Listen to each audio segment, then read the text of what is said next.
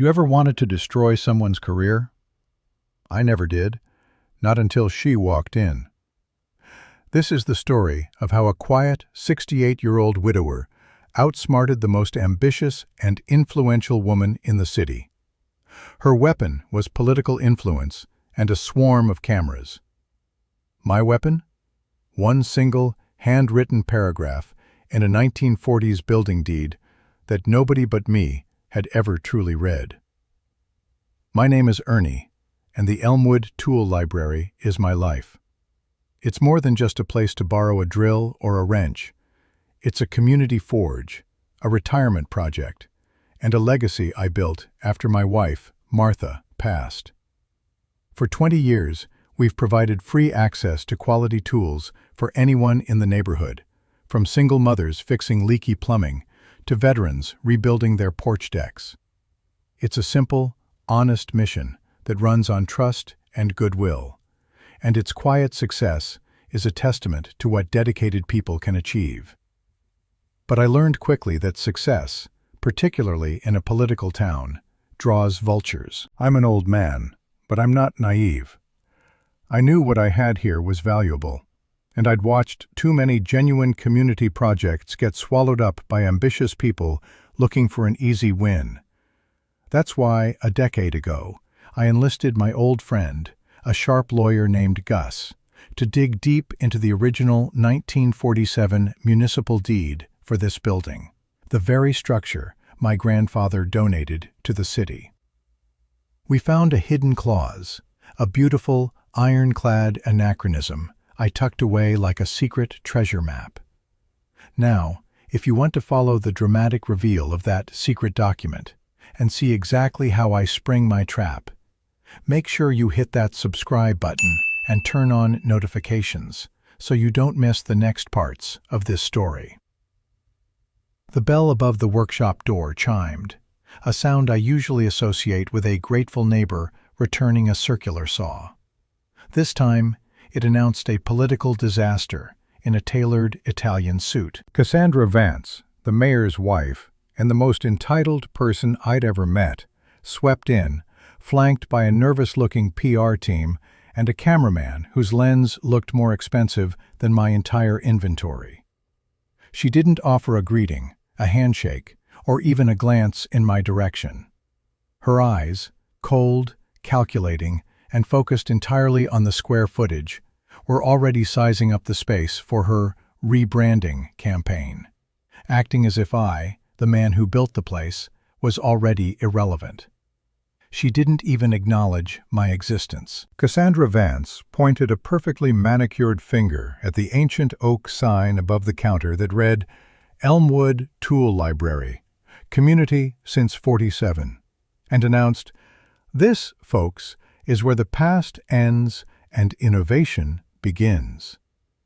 She launched into a polished, rehearsed speech about creating the Cassandra Vance Innovation Fund, a new initiative that would streamline operations and ensure profitability, a polite way of saying it would become a paid membership service. She spoke for 10 minutes, using buzzwords like synergy and monetization. Every word was a dagger to the heart of the Tool Library's free mission. I stood silent, leaning on my workbench, my hands resting on the worn wood where my late wife Martha used to stand. Then came the true attack. Looking straight at the camera, but with her chin angled just enough to include me in the frame, she said, "We appreciate the previous, simple management, but the community deserves professional stewardship, not just a retirement hobby run by a relic." Relic. The word hung in the air, heavy with political calculation and pure entitlement. The reporters scribbled notes furiously. My loyal volunteers, old Sam, who'd been with me since day one, and young Maria, who manages our inventory, shifted nervously, their faces a mixture of confusion and anger. But I didn't react. Not outwardly. I didn't flinch or argue. I just focused on the camera lens, the one that was broadcasting this humiliation, and tucked the image of her arrogant smirk into the deepest, coldest part of my memory. She was trying to break me, to make me look like a sentimental old fool who was simply in the way of progress. What she did instead was turn my quiet resolve into a hard, unbreakable steel plan. That moment, standing there, listening to her dismantle my life's work for a photo op, I decided two things. She would fail, and she would regret ever stepping foot into my library. The game had officially started, and she had just made the first fatal mistake. After Cassandra swept out, leaving a faint scent of expensive perfume and chaos behind her, Sam and Maria rushed over. "Ernie, we have to fight this. We can't let her turn this into some rich people's club," Maria pleaded, her voice shaking. Sam just gripped my shoulder, his face grim. I gave them a slow, calm smile. "Relax, kids. She made her move. Now I make mine, and mine has been ready for 10 years. I led them back into my tiny office, past the stacks of tool inventory cards and old maintenance manuals. The key to everything wasn't in our new database. It was in a heavy, brittle manila envelope marked 1947 Deed. This building, the Elmwood Tool Library, wasn't just mine, it was a legacy. My grandfather, a German immigrant and master carpenter, donated the land and the original structure to the city right after the war. He wanted to ensure that the skill of working with your hands was never gated by money. I pulled out the original municipal charter and pointed to a block of faded, looping script near the bottom. The lawyer who drafted it back then was a stickler for detail, and my grandfather was a man who trusted no government. 10 years ago, when the Tool Library's success first started getting attention, I asked my friend Gus, a city attorney, to review the deed for any vulnerabilities. What he found was gold. The clause, an almost forgotten municipal regulation from that era, stipulated that any change to the mission or governance structure of the donated property required the explicit, handwritten consent of the original founder or his direct living heir. That heir, of course, was me. Most legal teams, especially Cassandra's high-paid, speed-reading corporate firm, wouldn't bother with the 1947 version. They'd just look at the current, digitized city register. But Gus and I ensured that this unique requirement was tied to the foundational document, a technicality so obscure, so archaic, it was practically invisible. Cassandra could change the paint color, but she couldn't change the mission without my signature. And I was going to make sure she tried. Cassandra Vance wasted no time. Within 48 hours, the change of management was brutally swift and entirely impersonal. First came the branded emails announcing the transition to the Innovation Fund and the introduction of tiered membership fees.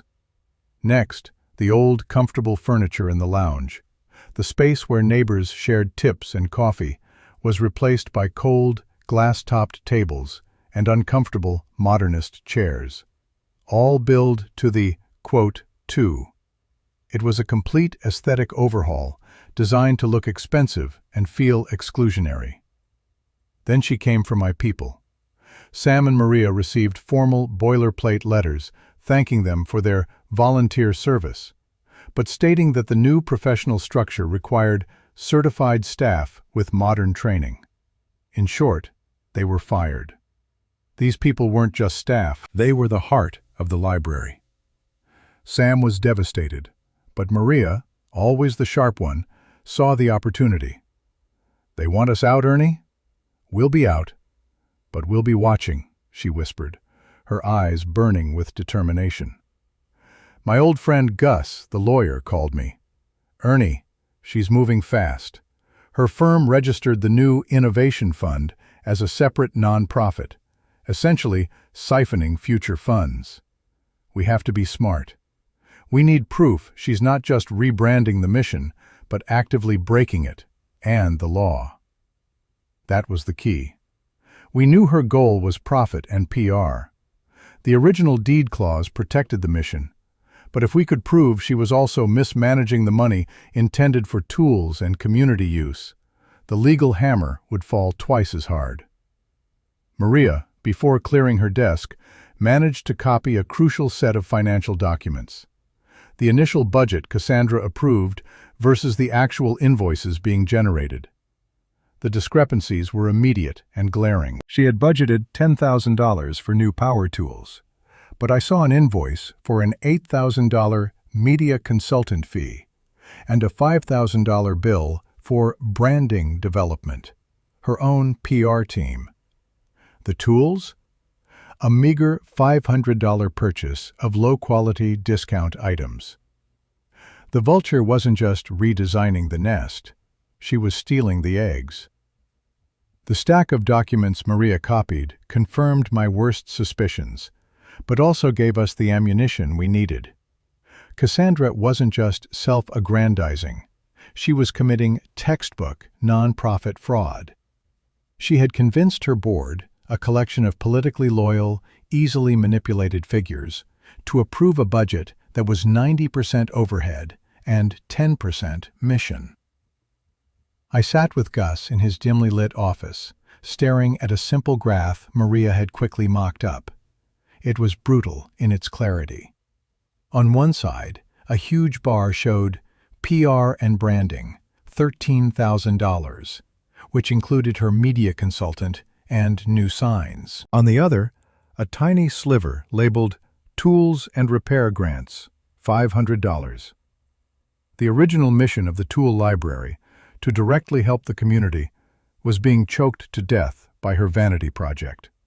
She was running a shell game, using the prestige of charity to fund her political lifestyle. Gus leaned back, tapping a pen on the old deed. "Ernie, the deed is the shield. It stops her from changing the mission. But this," he gestured to the financial graph, "this is the sword. This proves she is changing the mission by starving it to death and diverting funds. We can expose her as a fraud, not just a bureaucrat." We needed to set the stage. Cassandra had scheduled a major press conference for the official Innovation Fund launch in exactly 1 week. That was my deadline. We decided to prepare 2 critical documents. First, the official, beautifully legal Notice of Non-Consent, based on the 1947 deed clause. This was the trap. Second, we prepared a concise, public-facing report detailing the exact financial discrepancies, ready to be handed out to every journalist present. The planning session felt like preparing for a heist, not a legal maneuver. We were 3 people, an old master carpenter, his sharp young former volunteer, and a meticulous lawyer, working late, quietly rebuilding the defense of a community against a powerful, corrupt politician. The closer we got to the deadline, the more Cassandra's arrogance fueled my focus. She thought she had won. She thought I was already gone. She was about to find out how dangerous an old man with nothing left to lose and a secret legal loophole can be. The clock was ticking. 4 days until Cassandra's press conference, and we needed an outside catalyst, someone to turn our legal technicality into public outrage. Gus suggested a reporter he trusted, a woman named Lena Price, from the city's oldest, most respected paper. She was known for chasing genuine corruption, not just the easy political scoops. We met Lena late one evening in a quiet, independent coffee shop tucked away from the downtown noise. I sat across from her, the heavy manila envelope containing the 1947 deed and Maria's financial analysis sitting between us like a ticking bomb. Lena was sharp. Her eyes scanned the documents with practiced speed, but her expression remained neutral. Gus outlined the core legal strategy. The deed requires Ernie's handwritten consent to change the mission. He refuses. That kills her rebranding on legal grounds. Then I pushed the financial analysis across the table. But the real story, Lena, is this. She didn't just try to change the mission. She actively starved it. She billed $13,000 for her personal PR team, while giving the community $500 for actual tools. She's not running a charity. She's running a political vanity project on the back of my grandfather's goodwill. Lena finally stopped, her eyes fixed on the graph Maria created. That simple, undeniable visual evidence of fraud hit harder than any legal jargon. She looked up at me, a genuine flicker of respect in her eyes. "You've been playing the long game, Ernie. This isn't just a story. This is a political assassination." We finalized the arrangement. Lena would attend the press conference, not as a cynical reporter covering a fluff piece, but as the only person in the room who knew the full, explosive truth. Her silence until the moment of confrontation was vital. We needed Cassandra to feel completely secure, completely untouchable, right before the floor dropped out from under her. Leaving the coffee shop that night, the city felt different. The air was charged, and for the first time since Cassandra's arrival, I felt the satisfying, cold certainty of impending victory. The day of the press conference arrived like a thunderclap. The familiar, humble workshop was unrecognizable. Cassandra's team had draped velvet curtains over the tool racks, set up a shining, modern podium, and installed massive floral arrangements that smelled overwhelmingly expensive. The place looked slick, sanitized, and completely devoid of soul. The irony was thick. She was celebrating the launch of a charity by hiding the very work it was supposed to support. I stood near the back wall, dressed in my best tweed jacket, a quiet gray shadow in her blindingly white spectacle. My hands were steady, gripping the heavy manila envelope that held the 1947 deed and the notice of non-consent. This envelope felt like a stone, weighty with history and truth, and it was the only thing standing between her ambition and my legacy. The room buzzed with the chatter of journalists and local political figures, all eager to see the mayor's wife shine. Cassandra herself was radiant. She stood at the podium, a vision of polished ambition, laughing easily with reporters, completely convinced of her own narrative of success and rescue. She saw me, briefly, and her smile didn't reach her eyes. A fleeting look of cold dismissal. The final confirmation that she considered me yesterday's news. A wave of dread hit me, not for myself, but for the community. If I failed, this place, my grandfather's gift, would become her personal bank account. I took a deep breath, settling my nerves. Lena Price, my journalistic ally, caught my eye from the front row. She gave me a tiny, almost imperceptible nod. The trap was set. Now, we just needed the vulture to step into it. The moment she tapped the microphone to start her speech, the air went dead silent. The show was about to begin. Cassandra's voice was a smooth, practiced melody of political doublespeak. She spoke of, quote, 12 and, quote, 13, painting herself as the savior of a neglected community asset. She skillfully avoided mentioning the word, quote, 14, focusing instead on, quote, 15. Every reporter in the room, except Lena, was eating it up. She finished her speech to a round of polite applause, beaming as if she'd just cured a disease. It was my cue. I pushed off the wall and walked slowly, deliberately, toward the podium.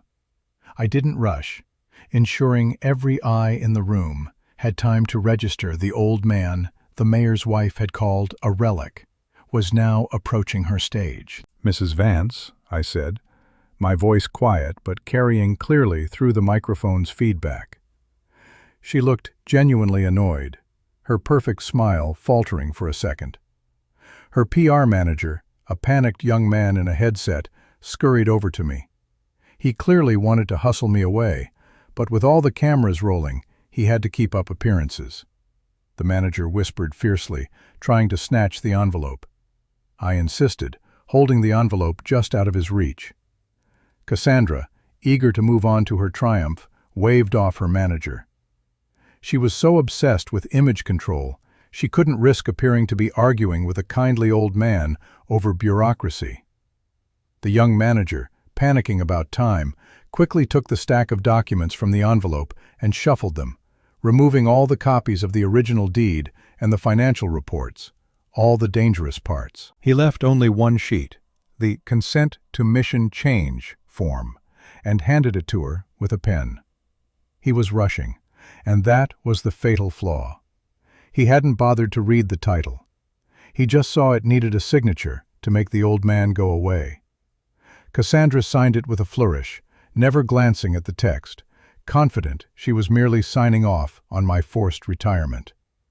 She was entirely unaware that the single document she had just signed was not a, quote, 24 form, but the official Notice of Non-Consent, prepared by Gus, clearly stating my absolute refusal to authorize any change to the tool library's founding mission. "Thank you, Mrs. Vance," I said, my voice calm, but amplified by the microphone, cutting sharply through the room's electric silence. Her perfectly composed face shattered. The color drained completely, leaving her staring blankly at the paper she'd signed with such a confident flourish. Her PR manager, seeing the bold title she had missed, looked like he might actually pass out right on the stage. Cassandra stammered, grasping the podium. I stepped forward, holding the brittle, heavy 1947 deed for all the cameras to see. A massive gasp went through the room. Reporters were shouting, their pens scratching furiously. I didn't stop. "Your efforts to impose membership fees, to dismiss our devoted, long-term volunteers, and to turn this free community asset into your personal innovation fund are a direct violation of the founding free service mission. By signing this refusal, you acknowledge my legal right to veto your entire campaign." I paused, letting the weight of the legal loophole sink in. Then I delivered the financial blow. "And further, your actions, like diverting $13,000 intended for tool purchases for the community into your own personal branding and PR campaign, are a clear and actionable violation of nonprofit law. You didn't just try to take over the tool library, you tried to steal from the very community you claimed to be serving." The cameras swiveled violently, capturing her frozen, horrified expression. It was the face of a person who realized she had just been trapped by an 80-year-old piece of paper and her own unstoppable hubris. Then, Lena Price, my journalistic ally, stood up in the front row. She didn't shout a question. She simply held up the sheet with Maria's clear, undeniable financial graph. A dozen camera flashes went off simultaneously, illuminating the stark evidence of her greed for the entire city to see. Her triumphant launch party had instantly transformed into a spectacular, career-ending political collapse. The aftermath was swift and devastating for Cassandra Vance. The cameras and the shouting reporters quickly engulfed her, demanding answers about the nonprofit fraud and the illegal attempt to seize a public asset. She was humiliated on every local news channel that night, her, quote, dying before it ever truly launched. Within 48 hours, her husband, the mayor, distanced himself completely, and Cassandra resigned from all political and civic duties, her reputation permanently tainted by a 68-year-old widower and an old piece of paper. The vulture had been thoroughly plucked. For me, the immediate relief was huge, but what followed was even better. The story of the, quote, 32 made me an accidental local hero. Community support poured in. Maria and Sam returned immediately, of course, but now we had a waiting list of young, energetic volunteers who were inspired by the fight. We didn't just survive, we thrived. We used the renewed interest to launch the Martha's Legacy Fund, dedicated to buying new, specialized tools, always free to the community, just as my grandfather intended. My life changed dramatically. I was no longer just the quiet old man managing the tools. I was the guardian of a legacy, and I started teaching more workshops, sharing the skills I had accumulated over decades. I found a new sense of purpose and connection that I hadn't realized I'd lost after Martha passed. The tool library grew bigger and better, a true symbol of what the community could achieve when greed was defeated by integrity and a little bit of foresight. Looking back, the entire confrontation, the preparation, the silence, and the final explosive reveal was less about revenge and more about defense. It was about protecting a promise made 80 years ago. But sometimes, defending what's right looks an awful lot like a perfectly executed, brutal payback. So, I have to ask you, the listeners, did I do the right thing? Was it fair to let Cassandra walk right into the trap? Or should I have tried a less dramatic, quieter approach? What would you have done in my place? Let me know your thoughts in the comments below. If you enjoyed this wild, true story of legal revenge and political downfall, please give this video a like, and don't forget to subscribe so you never miss another dramatic, high-stakes story of karma and clever payback. The end. Thank you for listening.